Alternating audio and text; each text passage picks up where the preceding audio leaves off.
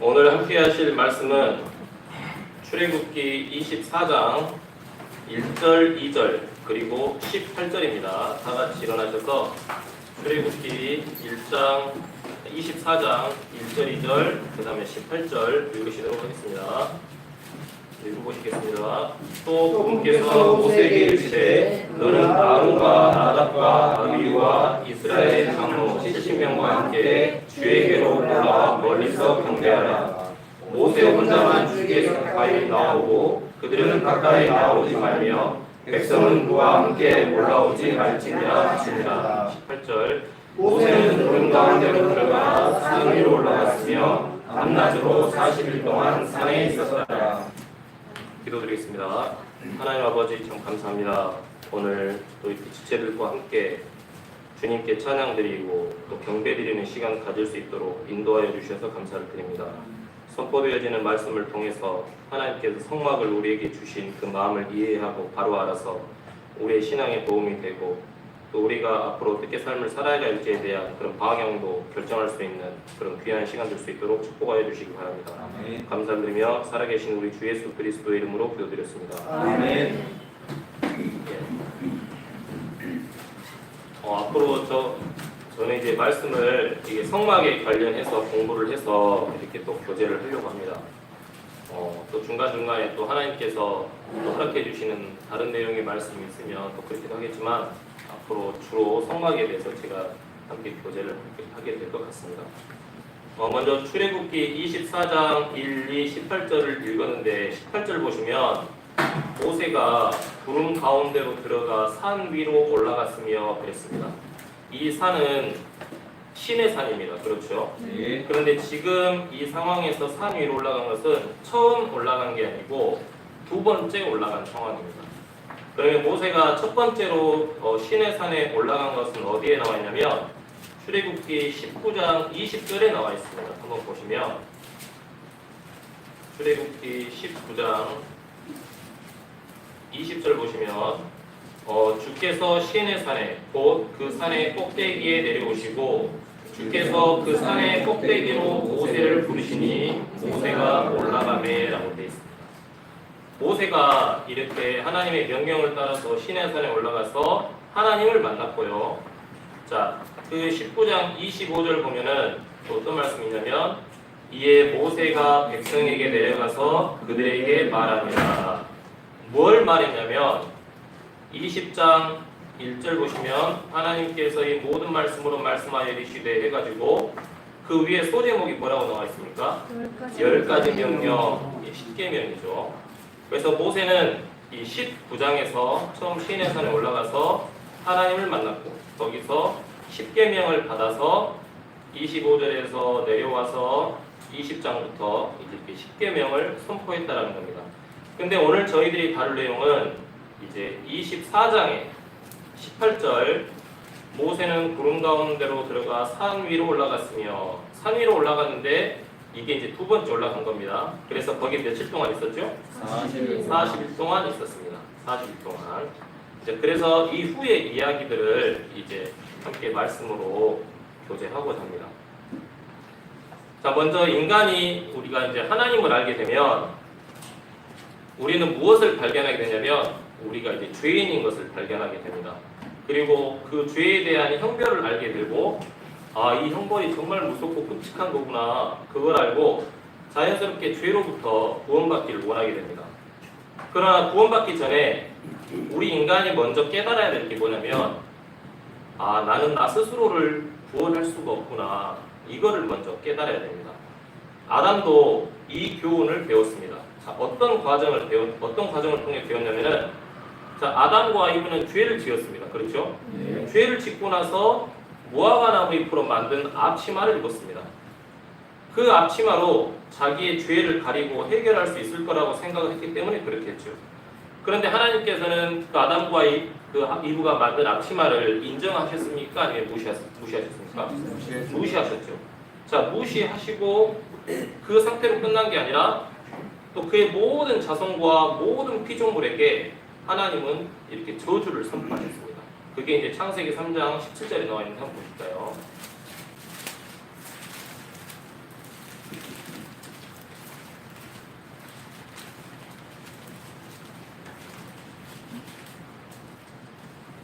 보시면 아담에게 이르시되 내가 내 아내의 음성에 귀를 기울이고 내가 내게 명령하여 이르기를 너는 그것에서 나는 것은 먹지 말라 하고 말한 그 나무에서 나는 것은즉 땅은 너로 인하여 저주를 받았고 너는 평생토록 고통 중에 땅의 소산을 먹으리라.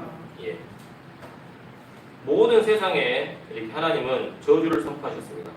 그리고 하나님께서는 한 동물을 잡아 죽여서 피를 흘리게 하고 그 대속의 의미가 있는 그 동물의 가죽으로 아담과 그의 아내에게 가죽옷을 입히셨습니다. 그 내용이 이제 21절에 있죠. 근데 이제 이렇게 하나님께서는 친히 예비하신 유일한 해결책을 그에게 제시하셨다는 거죠. 사람들은 비록 죄를 지어서 사망이 선포되어지고 저주를 받았지만 하나님은 그것을 그대로 내버려 두신 게 아니고 인간의 잘못된 것, 인간이 자기의 죄를 해결하려고 하는 그 오류를 바로 잡으시고 해결책을 제시하셨다는 겁니다. 이게 바로 이제 하나님께서 일하시는 순서라는 거죠. 하나님은 먼저 죽이시고 그 다음에 살리신다는 거예요. 자, 이런 비슷한 맥락의 그 말씀이 욥기 5장 18절에도 있습니다. 한번 살펴보실까요? 하나님은 무조건 만사형통 무조건 다 잘되게만 해주시는 게 아니고 먼저 사람에게 어려움과 고통과 슬픔을 주십니다. 욥기 5장 18절을 보시면 한번 읽어보실까요? 그분께서는 아프게 하시다가 싸매시며 상하게 하시다가 자신의 손으로 온전하게 하시느니라. 예. 그런데 이 순서가 하나님께서 일하시는 순서가 광야의 이스라엘 백성들에게 준 성막에서도 똑같이 되풀이 됐다는 것을 이제 말씀을 통해서 알 수가 있을 겁니다. 자, 출애굽기 19장에서 24장을 통해서 하나님께서는 모세를 통해 이스라엘 백성들에게 부과하신 10계명과 그 율법들에 대한 설명을 우리가 이제 자세히 살펴보실 수 있을 겁니다. 그리고 출애굽기 25장부터 31장에는 성막에 대한 양식이 있습니다. 자, 모세가 밤낮으로 며칠 동안 있다고 그랬습니까? 40일 동안 있다고 그랬습니다. 그 40일 동안 모세는 출애굽기 25장에서부터 31장에 나오는 그 모든 내용을 하나님으로부터 설명을 들은 거예요. 그런데 31장까지는 모세가 성막의 양식에 대한 기록을 받았다라는 그런 내용이 있는데 32절에 보시면 어떤 내용이 있냐면은 한번 가보실까요? 출애굽기 32장.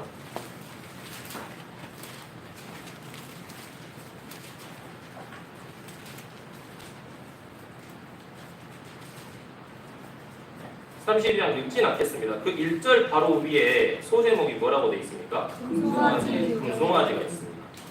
그러니까 모세가 40일 동안 이렇게 시내산에 올라가서 하나님으로부터 이제 개인 과외를 받은 거죠. 성막에 대해서 딱 봤는데 이 40일이 땅에 있던 이스라엘 백성들에게는 너무나도 긴 거예요. 모세 올라가서 잘못해버린 거 아니냐. 우리를 인도해야 될 모세가 빨리 내려와서 하루빨리 우리에게 어떤 것을 전해주고 인도해주고 해야 되는데 왜 이렇게 안 내려오냐 하면서 믿음이 없다 보니까 금송아지를 만들어버린 거예요. 그렇게 돼 있죠. 네. 자, 그렇고 그 다음에 출애굽기 35장부터 40장에는 이제 성막이 실제적으로 어떻게 공사가 시작되는지를 알려주고 있습니다. 자, 핵심은 이렇습니다. 하나님은 분명히 성막에 대해서, 성막에 대한 양식에 대한 어떤 기록을 주셨지만 실제로 이 성막을 주시기 전에 먼저 뭘 주셨냐면은 율법을 주셨다는 거예요. 10계명과 율법을 주셨다는 거예요. 근데 그 율법은 우리에게 생명과 평안을 줍니까? 아니요. 아니죠. 사망을 주는 겁니다. 사망. 자, 율법을 주셨고 또 그와 더불어 이스라엘 백성들이 금송아지를 섬기면서 그 이스라엘 백성들이 영적으로 얼마나 처참하게 더럽게 타락하는지를 먼저 이렇게 기록해 주었습니다. 자, 모세가 그 시내산에서 40일 동안 산 위에 올라가서 하나님으로부터 이렇게 성막에 대한 양식도 이렇게 받았지만 또 무엇도 받았냐면은 율법을 새긴 돌판도 받았습니다. 알겠습니까? 그래서 율법을 새긴 두 돌판을 산에서 가져 내려왔는데 그 지키라는 명령의 율법을 가져오기 전에도 미리 이스라엘 백성들은 뭐 했습니까? 이미 금송아지를 만들고 우상을 만들면서 율법을 이미 어겨버린 상황이 되어버렸다는 겁니다. 그렇죠? 그러니까 이미 율법이 주어지기 전에도 이스라엘 백성들은 이미 사망의 길을 걷고 있었다는 겁니다. 그래서 이미 그들은 그 결과로 인해서 사형 선고를 받은 것과 다름없었고 하나님의 심판 아래 처해 있었다는 겁니다. 이 율법은 사실은 이스라엘 백성들이 하나님의 계명을 완전히 지켜서 완벽해지라고 준 것이 아니고 이 백성들이 하나님의 계명을 지킬 수 없고 그들 자신의 의로는 절대 구원될 수 없는 그들의 악함과 무능함을 보여주기 위해서 마련된 것이었다는 겁니다. 그런데 이스라엘 백성들이 영적으로 타락해 있고 자기 자신의 모습을 정확하게 볼 수 없는 상태에 있기 때문에 그들이 뭐라고 했냐면은 모세가 선포한 그 율법의 말씀을 듣고는 뭐라고 했냐면은 출애굽기 24장 3절 한번 읽겠습니다. 출애굽기 24장 3절 보시겠습니다. 읽어보시면 모세가 와서 주의 모든 말씀과 판단의 모든 법도를 백성에게 고하매 온 백성이 한 목소리로 응답하여 이르되 주께서 하신 모든 말씀을 우리가 행하리이다 하더라. 자, 주께서 하신 모든 말씀을 우리가 행하리이다 그랬습니다. 자, 주께서 이 명령하신 모든 말씀을 행하는 게 가능한 겁니까? 가능하지 않습니다. 자기 자신을 분명히 알고 내가 영적으로 어떤 상태에 있는지를 알면 아이고 못하겠습니다. 그렇게 나와야 되는 게 정상인데 우리가 행하리이다 라고 했다는 겁니다. 이것은 마치 갈라디아서 3장 10절 율법 행위에 속한 자들은 저주 아래에 있나니 스스로 저주 아래에 들어가는 그런 말이었다는 거예요. 자, 방금 우리가 읽었던 말씀을 통해서 이스라엘 백성들이 얼마나 어리석은가를 우리가 잘 알 수가 있다는 겁니다. 그들은 하나님의 이런 거룩한 율법 앞에 서가지고 한 말이 주께서 하신 모든 말씀을 우리가 행하리이다 였습니다. 자기들이 얼마나 악하고 율법을 행할 수 있는 능력이 전혀 없다는 것을 알지 못했고 이해하지도 못했고 깨닫지도 못했기 때문에 그렇게 말을 했던 겁니다. 그런데 모세가 이렇게 어리석게 말하는 이스라엘 백성들의 말을 듣고 4절에 보시면 뭐라고 돼 있냐면은 4, 5, 6, 7절을 한번 읽어보실까요? 4, 5, 6절을 한번 읽어보실까요? 모세가 주의 모든 말씀을 기록하고 아침에 일찍 일어나 산 밑에 제단을 쌓고 이스라엘의 12지파대로 12기둥을 세우며 또 이스라엘 자손의 청년들을 보내어 그들이 번제 업무를 드리게 하고 소들을 화평 업무로 삼아 주께 생물로 드리게 하니라.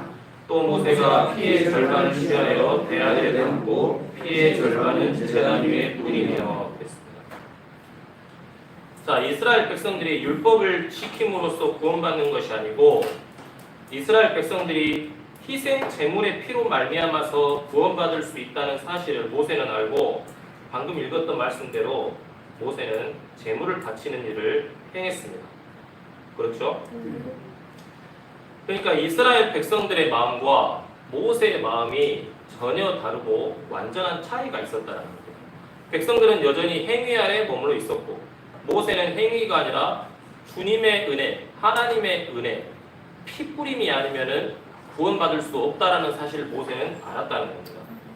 그런데 이 모든 과정을 보고도 백성들은 완전한 깨달음을 얻지 못했어요. 7절 한번 다시 읽어보실까요? 언약의 책을 가져다가 백성이 듣는 데서 읽음에 그들이 이르되 주께서 말씀하신 모든 것을 우리가 행하고 순종하리이다 했습니다. 자, 모세는 이 핏뿌림과 희생 제물의 죽음을 보여줬습니다. 그런데 이스라엘 백성들은 또 여전히 뭐라고 합니까? 7절에서 우리가 행하고 순종하리이다 이렇게 말을 했다는 겁니다. 자, 이것은 단순하게 우리가 행하고 우리가 지키겠습니다. 그 의미만 담고 있는 게 아닙니다. 이것은 어떤 의미가 있냐면 우리에게는 구세주 같은 거 필요 없습니다. 그런 뜻이에요. 하나님께서 율법을 주셨는데 우리가 그거 다 지키고 우리가 순종하고 우리의 선한 행위로 우리가 우리 자신을 구원하겠습니다. 이런 의미가 내포되어 있는 말이라는 겁니다. 근데 백성들의 이 어리석고 교만한 대답 후에 방금 읽었던 말씀처럼 모세는 5절에서 희생물을 주게 되었고 또 그 피를 제단에 뿌리는 행위를 통해서 그들에게 필요한 것이 그들의 의와 맹세와 노력이 아니고 오직 하나님의 긍휼인 것을 보여주었습니다. 그것은 이제 그들 자신을 구원할 수 있는 능력이 전혀 없다라는 것을 보여주었는데, 다시 한번 7절에서 그들은 뭐라고 합니까? 주께서 말씀하신 모든 것을 우리가 행하고 순종하리이다 라고 말할 거예요. 말이 안 통하는 거죠. 그렇죠? 근데 다행인 것은 우리 하나님께서 긍휼과 은혜가 너무나도 풍성하신 거예요. 하나님께서 이스라엘 백성들의 말을 듣고, 좋아, 그러면 너희들이 하고 싶은 대로 해봐. 너희들이 율법을 지키고 행해봐. 너희들 스스로 구원을 해봐. 구세주 안 보내줄게. 그런 게 아니고 그렇게 말씀하시지 않고 하나님께서 24장 8절에서 또 뭐라고 모세를 통해서 말씀하시냐면, 읽어보시면 모세가 피를 취해 백성에게 뿌리며 이르되 주께서 이 모든 말씀에 관하여 너희와 맺은 언약의 피를 보라 하니라 그랬습니다. 대답은 언약의 피를 보라 이거였습니다. 자, 하나님께서 이스라엘 백성들에게 가르쳐주고 싶은 것은 그들 자신의 의와 노력으로 구원받을 수 있는 게 아니고 긍휼과 은혜라는 것을 다시 한번 선언해 주셨습니다. 자, 그 후에 이 말씀이 있은 후에 모세는 다시 산으로 올라갔고 이제 40일 밤낮 동안을 있었습니다. 자, 모세가 산에서 내려올 때 그가 가지고 내려온 것이 뭐였냐면 더 엄격하고 거룩한 율법이 아니었습니다. 물론 돌판의 세 개인 그런 율법도 가지고 내려왔지만 그와 더불어서 가지고 온 게 뭐였냐면은 성막의 양식. 이제 앞으로 성막을 이렇게 지어라라는 그런 명령을 담긴 성막을 어떻게 건축해라는 그런 양식을 가지고 왔었다는 거죠. 만약에 모세가 두 번째 시내산에서 올라갔을 때 율법을 새긴 돌판만 가지고 왔더라면 어떻게 됐을까요? 이스라엘 백성들은 그때 완전히 멸절됐겠죠. 왜냐하면 율법은 사망밖에 없다라는 겁니다. 사망만 가지고 율법을 이미 어겨버린 백성들에게 쫙 풀어버리면은 이스라엘 백성들은 하나도 남지 않고 다 진멸을 당해야 마땅합니다. 하지만 모세가 시내산에 다시 올라가가지고 율법의 돌판보다도 훨씬 더 크고 훨씬 더 고귀한 것을 받았는데 그게 뭐였냐면 바로 성막의 양식이었다라는 거죠. 그 성막의 양식은 죄인을 위해서 하나님께서 마련하신 것입니다. 그리고 지킬 수 없는 율법, 그리고 이미 깨져서 파괴돼 버린 율법에 대한 하나님의 응답, 하나님의 해결책이었고 또 마땅히 지옥으로 떨어져야 될 죄인에 대해서 하나님께서 앞으로 어떻게 일하셔서 이 모든 세상 사람들을 구원할지에 대한 죄인에 대한 하나님의 구원의 계획이었다는 겁니다. 그래서 성막의 양식은, 그러니까 이 성막 앞에 그 제단 모든 기둥과 그 덮고 있는 천과 뭐 물두멍, 뭐 성소, 지성소, 이 모든 것들은 주 예수 그리스도를 예표하는 하나님이 제시하신 영광스러운 모형이라는 겁니다. 아멘. 자, 이제 출애굽기 25장부터 31장까지는 이제 성막에 관해서 모세가 산에서 받은 것을 우리에게 말하는 것으로 이제 시작이 되는데, 자, 기억해야 할 것은 다시 말씀드리면 이겁니다. 하나님께서는 산에서 모세를 통해서 이스라엘 백성들에게 주신 것이 몇 가지라고요? 두 가지입니다. 하나는 율법이고 하나는 성막입니다. 자, 율법은 죄가 얼마나 무서운지, 또 인간이 얼마나 악한지, 또 인간이 얼마나 죄 앞에 철저하게 실패를 했는지를 보여주는 것인 반면에 성막은 하나님의 거룩한 율법을 파괴한 죄인들을 위하여 하나님께서 마련하신 또 다른 살 수 있는 길이라는 것입니다. 자, 하나님께서는 먼저 율법을 주셨습니다. 먼저 율법을 주셨고 그 율법으로 우리가 이미 정죄와 사망의 형벌에 우리가 처할 수밖에 없는 것을 말하고 있습니다. 그런데 하나님께서 이스라엘, 또 우리 사람들에게 율법 외에 다른 것을 주시지 않으셨으면 이스라엘은 즉시 멸망했을 것이고 우리에게도 역시 다른 구원의 길이 없었을 것입니다. 그렇지만 하나님께서는 그런 어리석은 이스라엘 사람들의 실패를 미리 아셨고 그들에게 속죄의 피, 언약의 피가 필요할 것이라는 사실도 미리 아셨습니다. 그리고 하나님께서는 그들이 그 율법을 절대로 지킬 수 없을 것이라는 점을 아셨기 때문에 그 율법에 추가해서 그 율법으로부터 벗어나서 살아날 수 있는 성막을 주셨다는 겁니다. 여기까지 이제 우리가 다뤄본 내용이 뭐냐면은 성막이 왜 있어야 되는지, 성막이 생기게 된 배경과 성막을 주신 하나님의 뜻에 대해서 우리가 이제 알아봤어요. 뭐 물론 다 아시는 내용일지 모르겠지만 지금까지 들으셨던 내용이 이스라엘 백성들에게 성막이 주어질 수밖에 없었던 상황, 배경을 알기 위해서는 정말 이렇게 중요한 내용입니다. 왜냐하면은 성막은 믿음을 통해서 구속하시는 하나님의 구원교회, 은혜와 구속의 계시였기 때문이고, 또 이 성막을 통해서 만약에 성막이 없었다면 그 백성들은 우리는 어떻게 되었을까? 그것을 우리가 알 수 있기 때문에 우리가 얼마나 부족하고 악한가를 우리가 알 수 있기 때문에, 또 성막이 없었다면 우리는 정말 큰 저주와 형벌을 받을 수 없겠구나. 그만큼 우리가 타락되었구나. 그것을 우리가 또 알 수 있기 때문에, 우리가 전적으로 부패되어 있다는 사실을 우리가 알 수 있기 때문에 성막의 내용이 정말로 중요한 겁니다. 자, 그래서 그 사실들을 비로소 깨달은 후에야 우리는 어떤 준비가 되냐면, 율법으로는 우리가 안 되는구나, 우리의 노력과 의로는 안 되는구나 하고 우리의 방향을 어디로 틀 수 있겠습니까? 주 예수 그리스도, 하나님의 은혜, 하나님의 긍휼과 은혜로 우리가 그 방향을 풀 수가 있다는 겁니다. 그래서 사도 바울도 이러한 사실을 디도서 3장 5절에서 이야기하고 있습니다. 한번 보시겠습니다.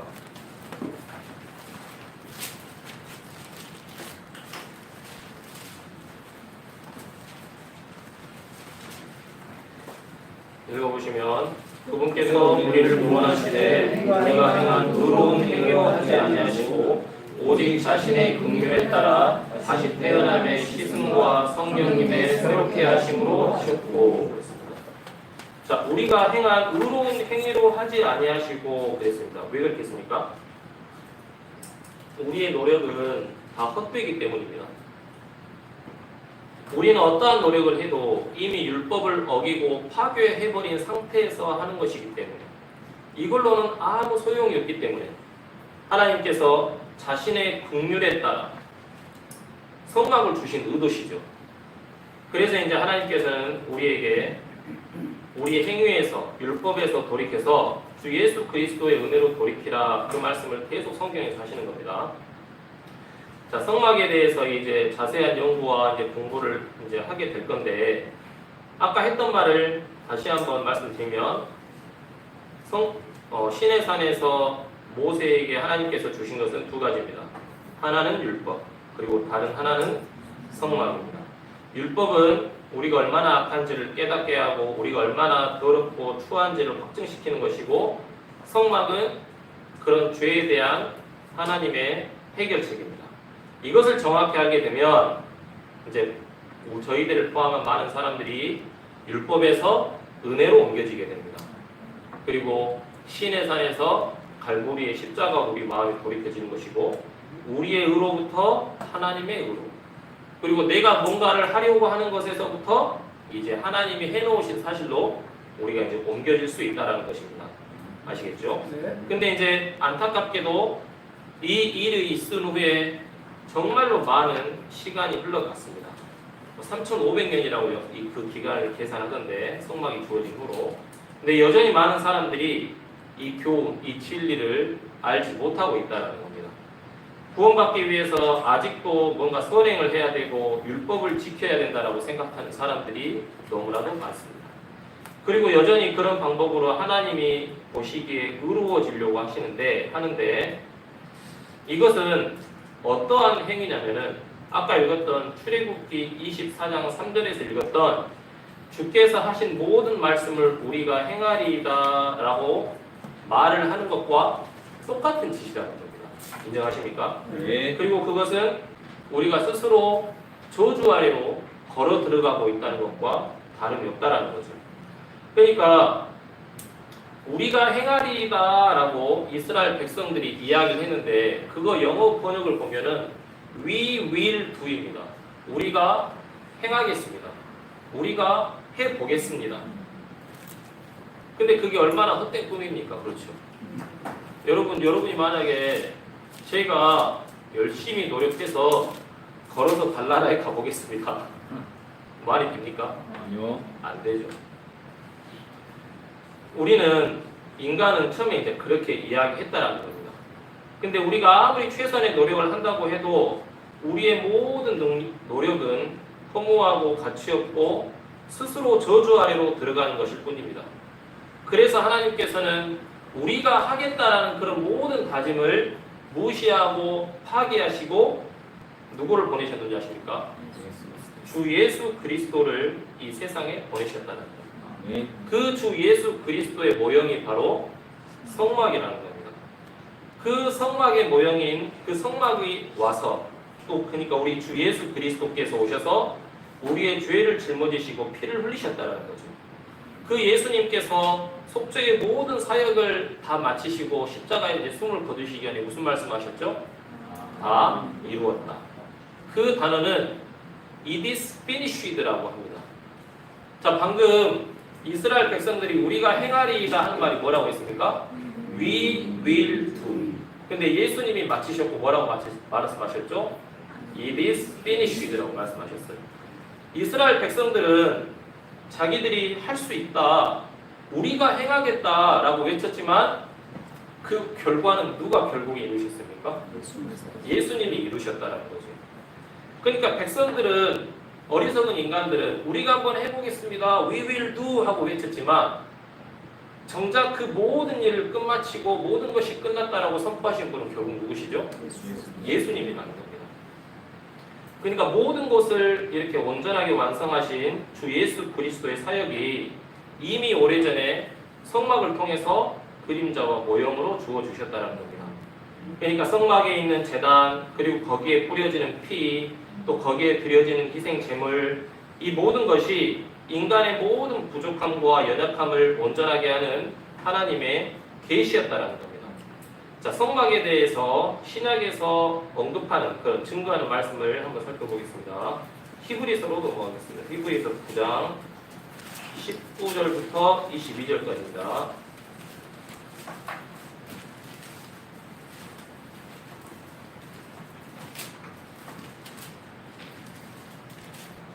히브리서 9장 19에서 22절까지 한번 읽어보시겠습니다.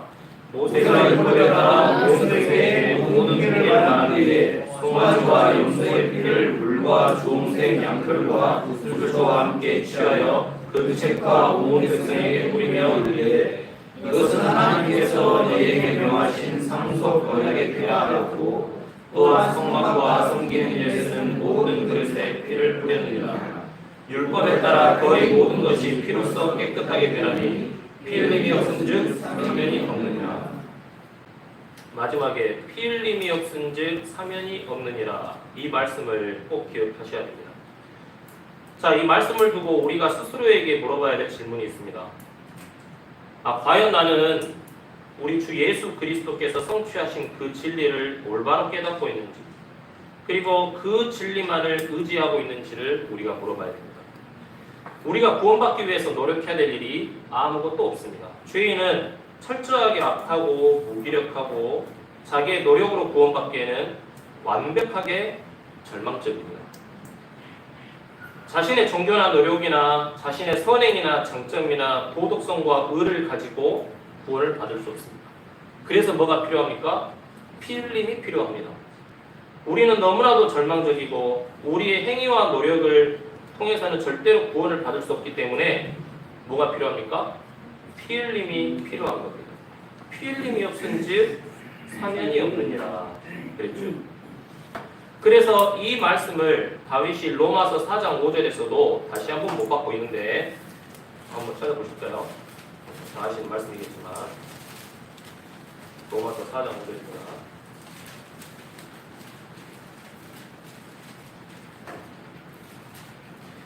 읽어보시면 이를 아니할지라도 경건치 아니한 자를 의롭다 하시는 이를 믿는 자에게는 그의 믿음을 의로 여기십니다. 네. 우리는 초라하고 정말 죄인으로서 우리의 것을 아무것도 내세우지 않고 오직 하나님의 은혜 그리고 예수 그리스도의 보혈만 의지해서 주님께 나온 사람들입니다. 자, 그런데 구원은 그렇게 받았지만 구원받은 후의 삶은 그렇게 안 살아도 됩니까? 아닙니다. 우리가 피 흘림이 없은즉 사면이 없느니라 이 말씀을 만을 의지해가지고 우리가 구원을 받아서 영원한 저주와 형벌에서 영원한 생명의 나라로 우리가 옮겨졌듯이 우리도 말씀을 의지하고 말씀을 따르는 그런 결단과 확신 속에서 우리의 삶을 살아야 된다는 겁니다. 네. 만일 그렇지 않다면은 지금 당장 돌이켜서 회개하고 다시 주님께 나아가서 두드리고 구하는 삶을 살도록 해야 한다는 겁니다. 구원받았다고 해서 우리의 모든 능력이 완벽해지는 것은 아닙니다. 그렇다고 해서 그런 부족한 능력을 우리가 알아서 한번 스스로 채워보고자 무화과나무 잎을 만들어가지고 우리의 삶을 더 나아지게 하려고 그렇게 하지 말자는 거죠. 아시겠죠? 네. 우리가 삶 속에서 무화과나무 잎으로 다시 앞실을 만들어서 주님이 없는 것처럼 행동하는 때가 얼마나 많습니까? 돌이켜보시면 그럴 겁니다. 그런데 그런 것들을 완전히 폐기하고 늘 주님께 나아가서 다시 한번 구원받은 자녀로서 은혜를 구하는 그런 삶을 살아야 된다는 겁니다. 네. 자, 그래서 하나님께서는 이렇게 이제 이스라엘 백성들을 애굽에서 구출하셨고 또 모세에게 명령해서 또 많은 일들을 후에 성막을 지으라고 명령하셨습니다. 다시 한번 말씀드리지만 그 성막은 주 예수 그리스도의 완전한 모양이자 형상이었습니다. 그리고 이 성막의 모든 세부적인 부분과 구조는 주 예수님의 본을 따라서 기획된 것이었습니다.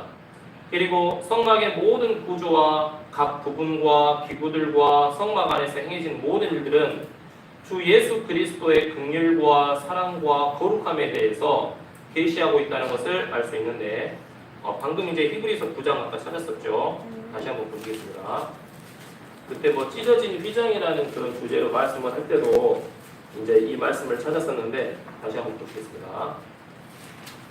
히브리서 9장 2절 보시면 성막이 만들어졌는데 첫째 것은 안에 등잔대와 상과 보여주는 방이 있었고 성소라 불리며 그랬습니다.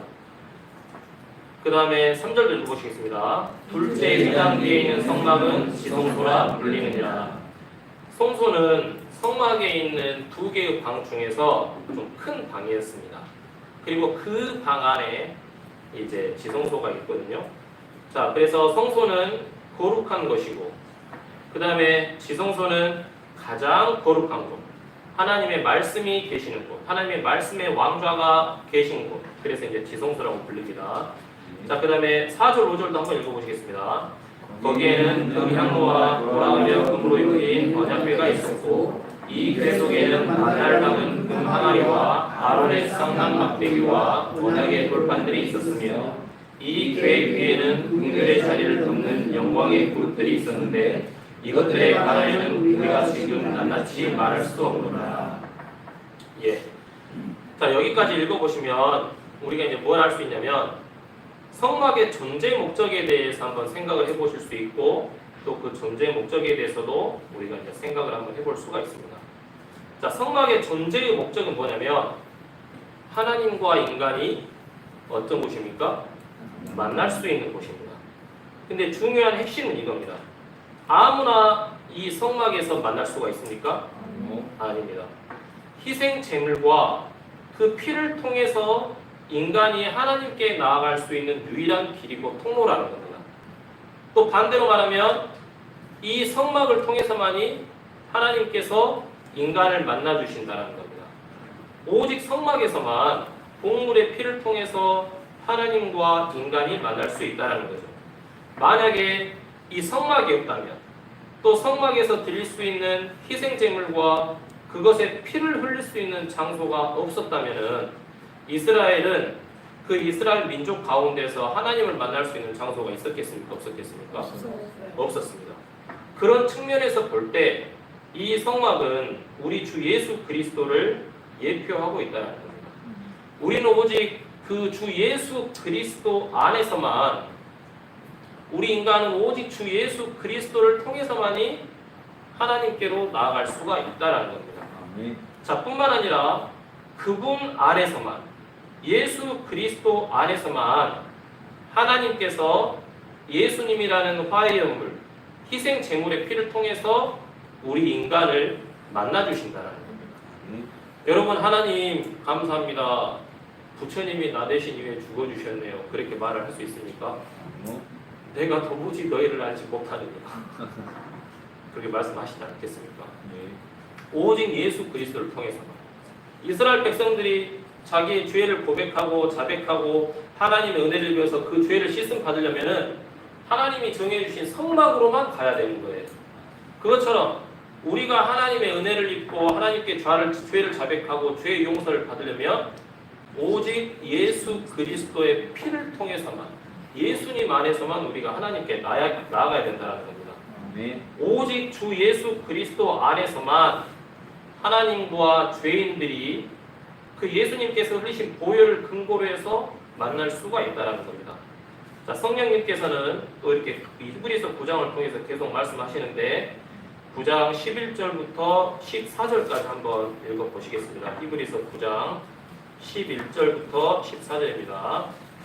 읽어보시면 그러나 그리스도께서는 바울 죽은 일들의 대제사장으로 오시되 손으로 만들지 아니한 성막 곧 이 건물에 속하지 아니한 더 크고 더 완전한 성막을 통해 오셔서 염소와 송아지의 피가 아니라 자기 피를 힘입어 단 한 번 거룩한 곳에 들어가사 우리를 위하여 영원한 구속을 얻으셨느냐.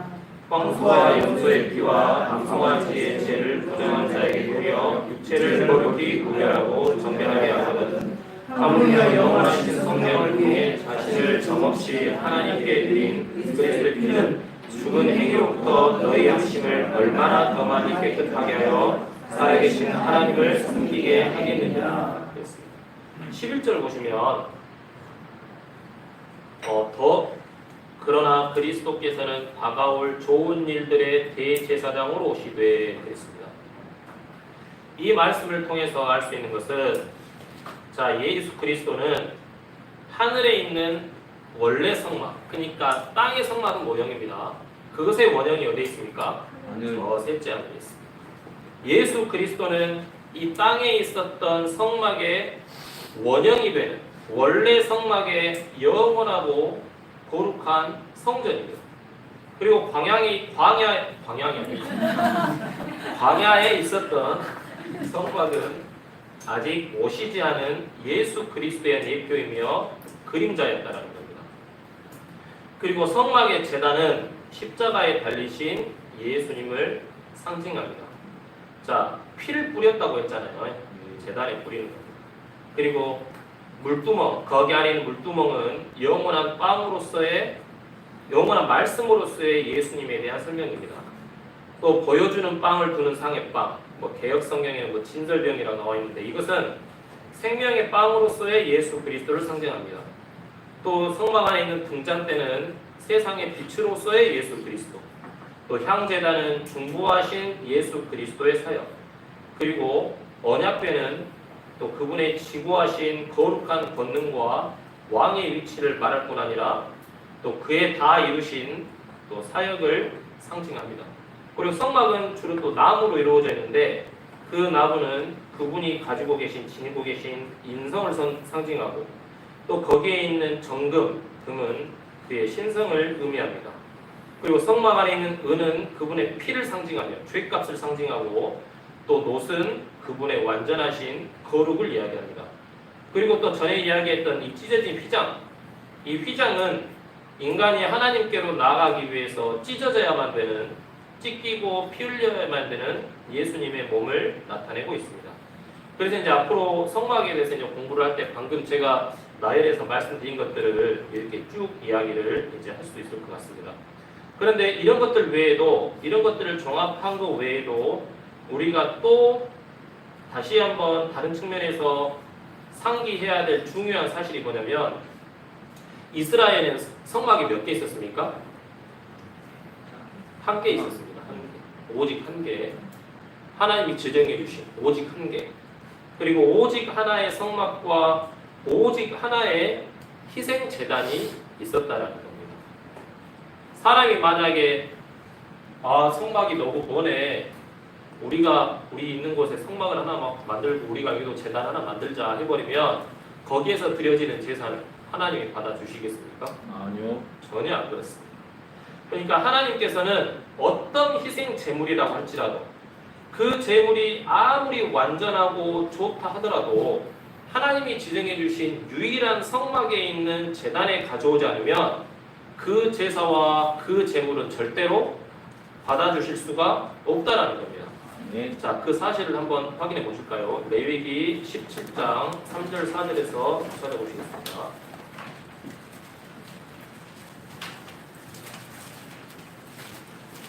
17장 3절 4절입니다.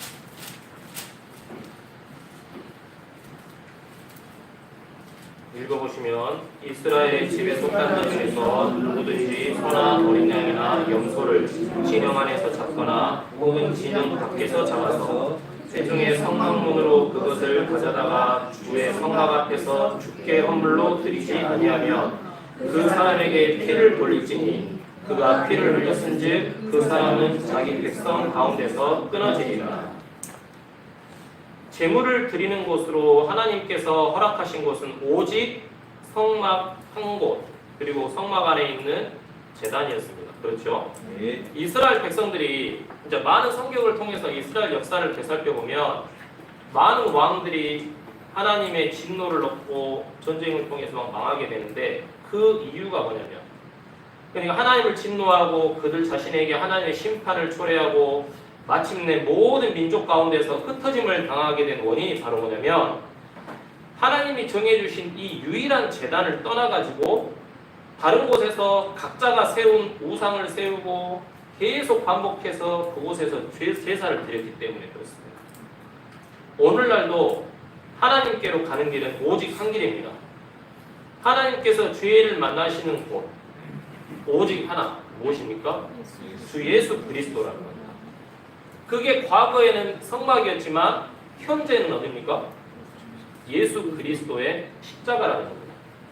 우리는 또 성경도 읽고 기도도 하고 나름 봉사, 희생, 많은 나눔도 합니다.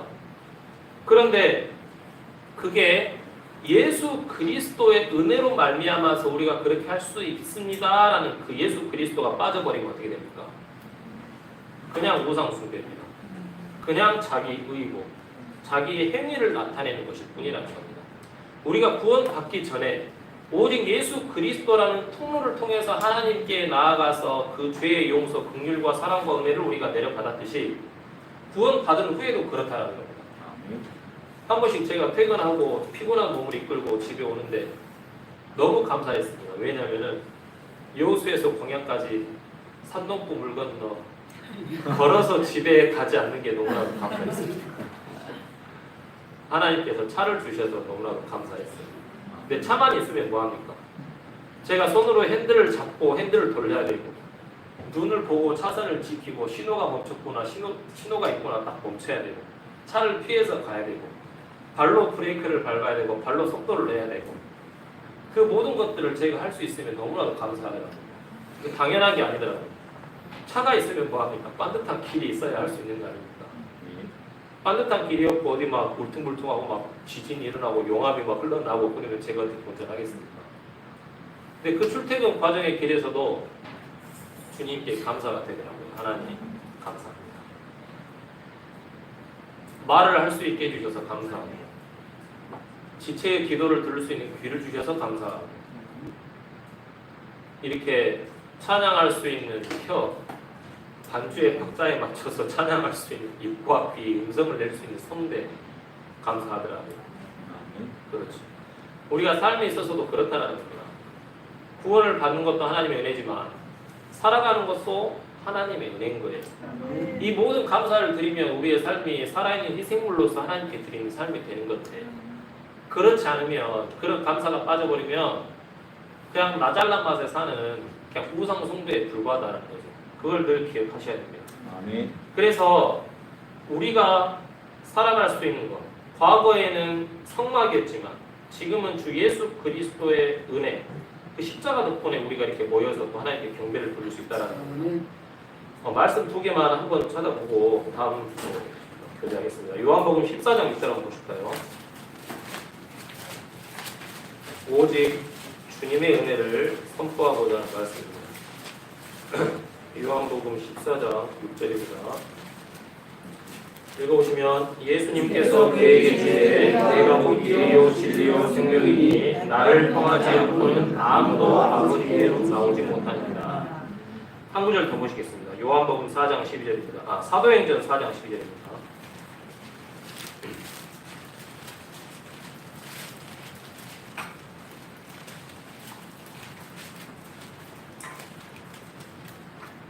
읽어보시면 다른 사람 안에는 구원이 없나니 하늘 아래에서 우리를 구원할 다른 이름을 사람들 가운데 주지 아니하셨느니라 하였다. 이거는 우리의 삶의 기준을 나타내는 겁니다. 구원 받을 때 주 예수 그리스도만을 통해서 우리가 구원 받을 수 있다지만 방금 제가 드린 말씀처럼 우리의 삶 또한 주 예수 그리스도를 통하지 않고는 주 예수 그리스도라는 이름 밖에서는 우리가 살아갈 수가 없다라는 것을 다시 한번 확증시켜주는 말씀입니다.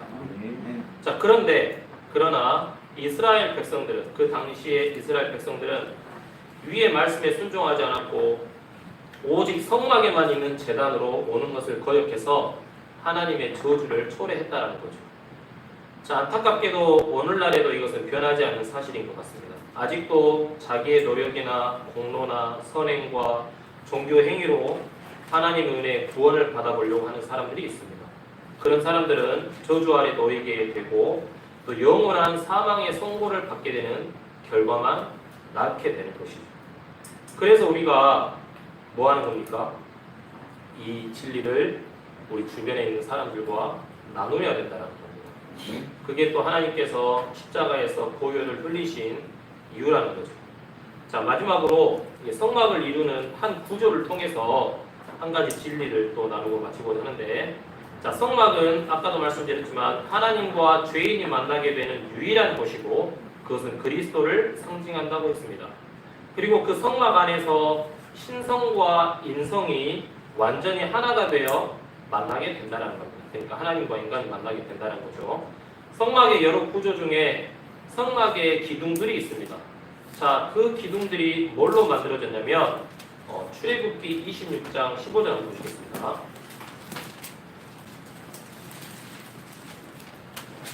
출애굽기 26장 15절입니다.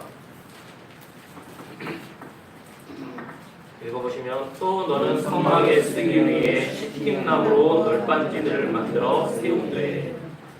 자, 이 시팀나무로 널빤지들을 만들어서 세웁니다.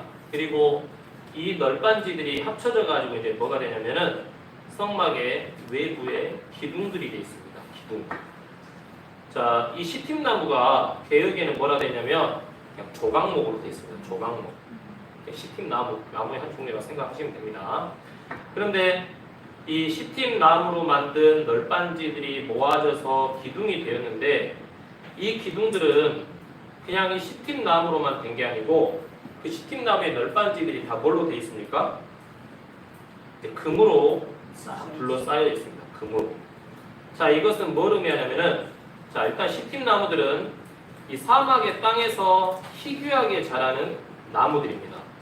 그리고 이 나무는 절대로 썩지 않는 그런 특징을 가지고 있다고 합니다. 자, 근데 하나님께서 성막을 짓는데 이 나무만을 사용하라고 명령을 하셨습니다. 자, 이 시팀나무는 사막에서 자라는데 이것은 무엇을 의미하냐면, 자, 사막이 얼마나 혹독하고 역경이 가득하겠습니까? 그러죠. 그런데 비도 오지 않고 메마른 그런 땅에서 자라나는 이 나무는 우리 주 예수 그리스도의 인성을 의미한다고 합니다. 인간의 몸을 입고 오신 하나님께서, 예수 그리스도께서는 마른 땅에서 나온 뿌리 같은 연한 초목으로 자란다라는 그런 말씀을 의미한다는 겁니다. 이사야 53장 2절에 있습니다.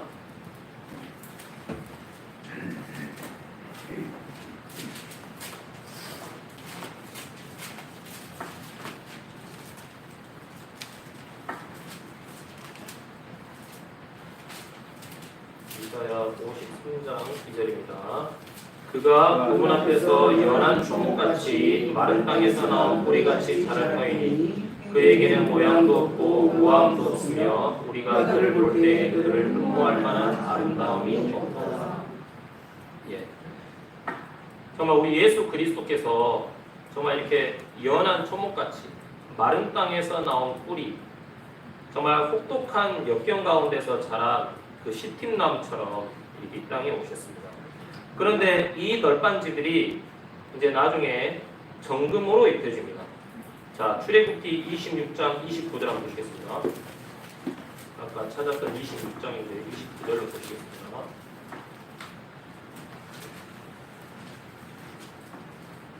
26장 29절 보시면 널빤지들을 금으로 입히며 가로막대기들을 넣을 자리로 그것들의 금고리들을 만들고 그 가로막대기들을 금으로 입히니라. 이제 뭘로 입혔다고 했습니까? 네, 성경에서는 금은 하나님의 신성을 상징합니다. 자, 성막에 있는 각 널빤지들은 비록 시팀나무였지만 그 나무들이 이제 금으로 입혀졌습니다. 자, 시팀나무인데 금으로 입혀졌다. 이게 뭐냐면 육체 가운데 나타나신 하나님의 신비를 나타냅니다.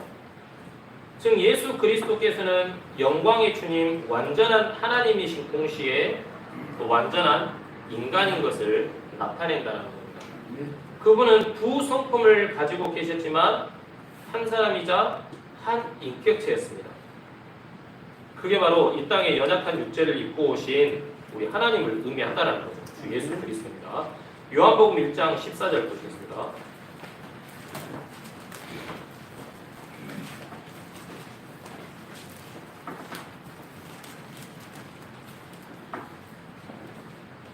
(1장 14절) 보시면 어떤 말이 언급되어 있냐면 말씀이 육체가 되어 우리 가운데 거하심에 있습니다.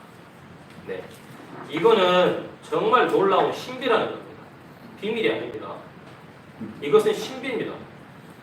이것은 하나님께 두드리고 깨닫고자 하면 누구나 깨달을 수 있는 그런 신비입니다. 근데 이것은 우리가 가지고 있는 세상의 논리와 세상의 지식으로는 정말 이해할 수가 없고 받아들여질 수가 없습니다.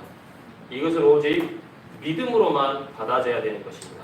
네. 자, 그래서 바울이 디모데전서 3장 16절에서 뭐라고 하냐면 논쟁의 여지가 없이 하나님의 성품의 신비는 위대하도다.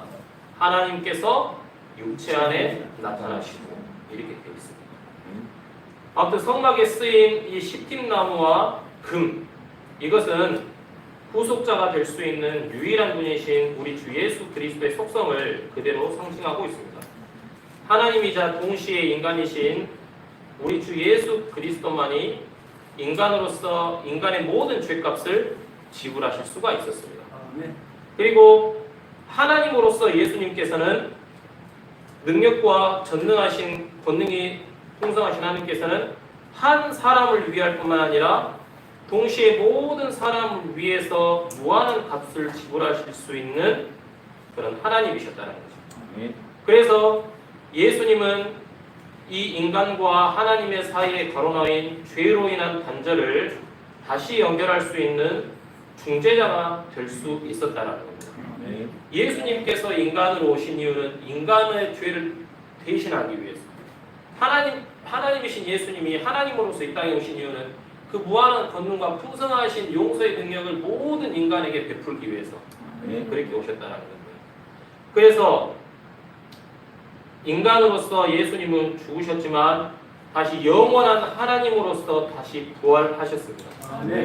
그렇게 해서 우리를 위한 중재자가 되셔서 예수님께서 중재자가 되셔서 우리를 위해서 아직도 하나님 앞에서 우리를 중재하고 계신다는 겁니다.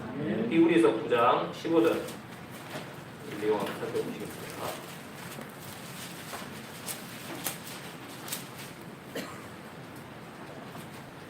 읽어보시면 이런 까닭에 그분께서는 새 상속 언약의 중재자이시니 이것은 첫 상속 언약 안에 있던 법법들을 보속하시려고 죽으심으로써 부르심을 받은 자들이 영원한 상속 유업의 약속을 받게 하려 하시리라.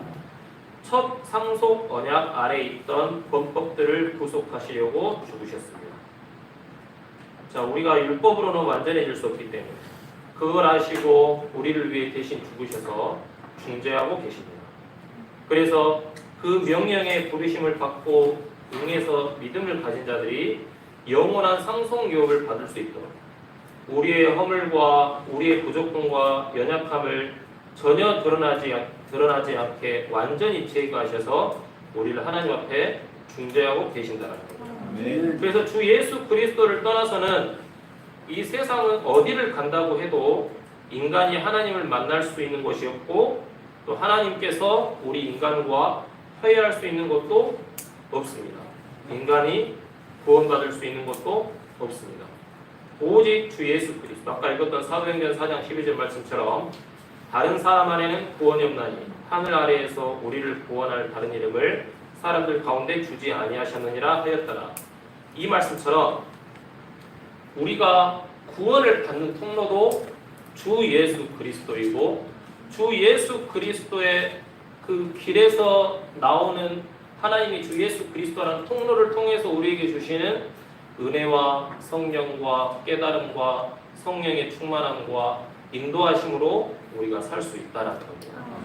그러니까 우리가 이제 마음속에 한번 상상을 해보셔야 돼요. 내 마음에 주 예수 그리스도가 있어요. 우리 마음속에 어떤 한 성막이 있다라는 거죠. 우리가 그 성막 안에서 예수 그리스도 안에서 우리를 매일매일 살아있는 희생물로서 제사를 드리면서 살아가야 되는데 우리 마음 안에 내가 세우던 다른 우상과 같은 다른 성막이 없는지를 살펴봐야 된다는 겁니다. 나의 시간과 나의 몸과 나의 모든 힘을 주 예수 그리스도 안에서 사용하고 있는지 아니면 다른 곳에서 그걸 허비하고 있지 않는지 한번 살펴봐야 된다는 거죠. 마지막으로 열왕기하 말씀 한 번만 읽고 마무리하겠습니다. 열왕기하 23장 25절입니다.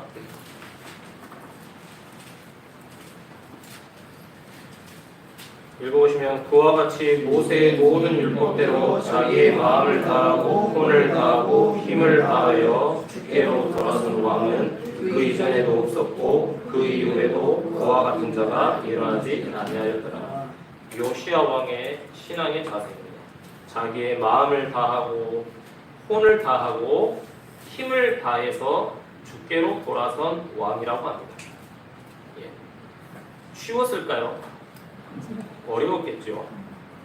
그 전에 자기 선대 조상들의 왕의 전통들도 있을 것이고 그 전통들을 강하게 붙잡는 백성들, 신하들도 있었을 것이고 하지만 그런 모든 것들을 이제 물리치고 마음을 다하고 혼을 다하고 힘을 다해서 주께로 돌아섰다는 겁니다. 우리의 삶도 매일매일 이래야 된다고 저는 생각합니다. 우리 모두 사실 완벽하지 않습니다. 저도 완벽하지 않고요. 드러나지 않은 부끄러운 행위들, 부끄러운 마음들 저도 많지만 주님께서 또 죄를 씻을 수 있는 그런 자백의 통로, 그 자백의 기회를 따라서 다시 한번 자백하고 돌이키고 다시 마음을 다하고 혼을 다하고 힘을 다하여 주께서 돌아서려고 합니다. 그렇게 되면 어떻게 되는 줄 아십니까? 23장 3절 한번 읽어보시겠습니다. 또 왕이 기둥 옆에 서서 마음을 다하고 혼을 다하여 주를 따라 걸으며 그분의 명령과 증언과 법규를 지키고 이 책에 기록된 이 언약의 말씀들을 수행하기로 주 앞에서 언약을 맺음에 온 백성이 그 언약을 고수하니라. 자, 은혜로운 말씀입니다. 마음을 정한 거죠. 말씀 앞에 주의 언약 앞에 마음을 딱 정하니까 왕이 이제 어떻게 되니까 온 백성이 그 언약을 고수하니라. 예. 우리가 이제 왕과 제사장으로서의 삶을 산다고 합니다. 우리가 스스로 올바른 말씀 앞에 바로 서고 이 올바른 말씀을 지키고 살아가잖아요. 우리 주변에 있는 우리 지체들도 함께 그 언약, 그 법을 고수하면서 우리가 살 수 있다는 겁니다. 그러니까 내 한 명 한 명의 삶이 참 소중한 거죠. 내가 어떻게 말씀을 대하고 어떻게 말씀을 지켜서 어떤 마음을 가지고 또 말씀을 지키고 지체들을 대하느냐에 따라서 그게 영향을 미쳐서 이 사람도 이렇게 사네, 그럼 나도 그냥 대충 이렇게 살까 하는 그런 마음을 가질 수도 있고 이 형제 자매님이 이렇게 귀한 마음을 가지고 말씀을 지키며 살아가구나, 이걸 실천하면서 살아가구나, 그러면 나도 그걸 조금이라도 받아서 그렇게 살아야겠다. 그런 마음을 가질 수 있게 한다라는 거죠. 네. 그래서 우리 마음이 우리의 다짐과 결단이 참 너무나도 중요한 것 같습니다. 네. 아시죠? 네. 오늘은 제가 준비한 말씀은